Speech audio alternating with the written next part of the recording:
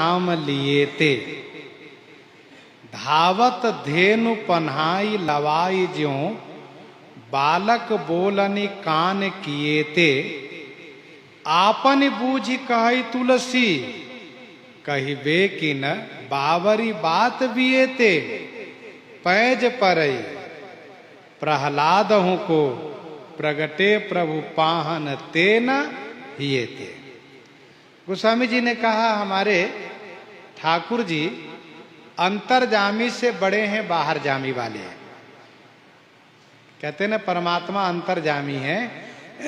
गोस्वामी जी ने कहा अंतर्जामी परमात्मा से काम नहीं बनता है, तो बाहर जामी से काम चलता है। जब वक्त पड़ा तो भगवान प्रहलाद जी के हृदय से नहीं निकले, तो बाहर खंभे से निकल कर आ गए। इसका मतलब सबसे बड़े हैं बाहर जामी, अंतर्जामी उते बड़ बाहर जामी है। तो प्रस्तुत प्रसंग का विषय है नवधा भक्ति के 9 आचार्य, श्रवणम, कीर्तनम, विष्णु स्मरणम। ये विष्णु स्मरणम में श्री प्रहलाद जी की कथा है। अर्चनम, वंदनम। अब वंदनम में नाम लिया जा रहा है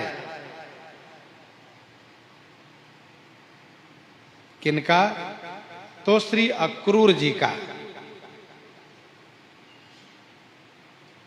अर्चन में श्री पृथु जी महाराज हैं, वंदन में श्री अक्रूर जी।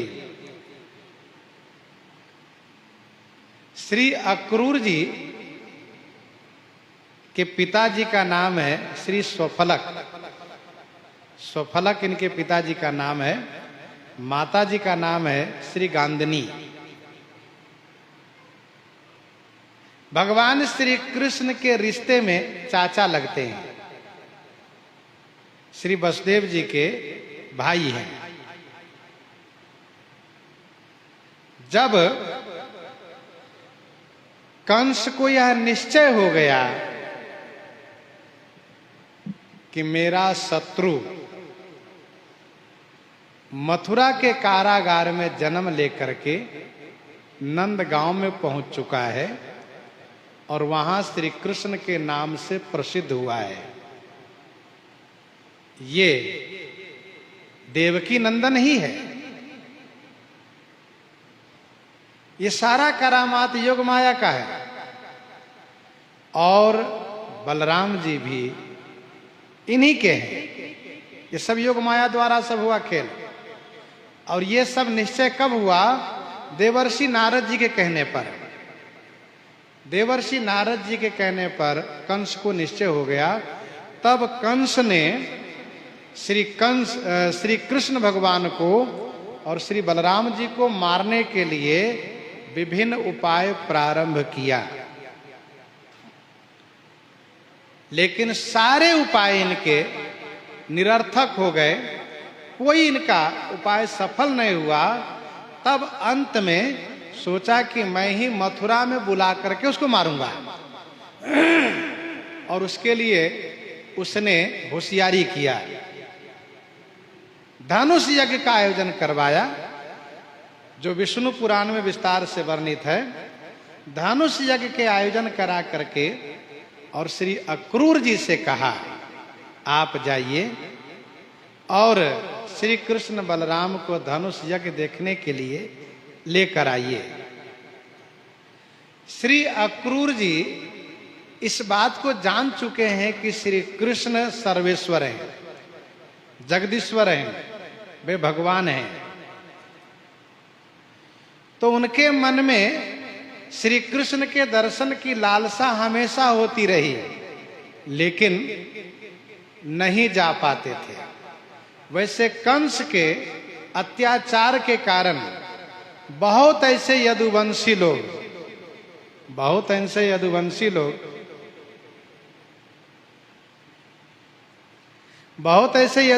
लोग मथुरा से पलायन कर गए, भाग गए। लेकिन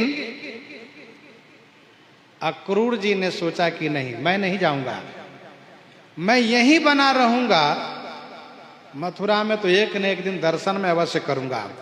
बीच बीच में बहुत बार इनके मन में लालसा होती थी, चलो दर्शन कर आता हूं, बहुत दूरी भी नहीं है, लेकिन फिर भी नहीं जाते थे, क्योंकि रिश्ते में श्री कृष्ण के चाचा लग रहे हैं, श्री वसुदेव जी के भाई हैं। अब हुआ यह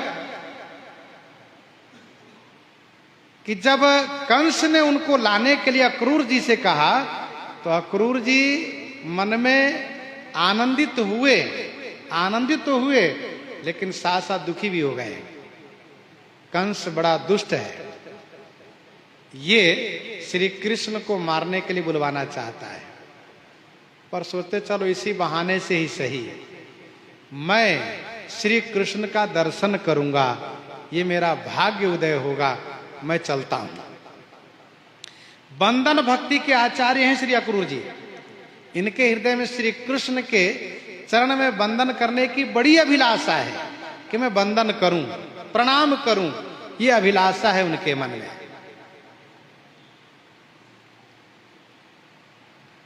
अब अक्रूर जी प्रातः काल रथारूढ़ होकर के चल दिए, लेकिन मथुरा से नंदगांव पहुंचने में इनको संध्या हो गई, और वो भी रथ पर जाने में भी, रथारूढ़ होकर चलने में भी।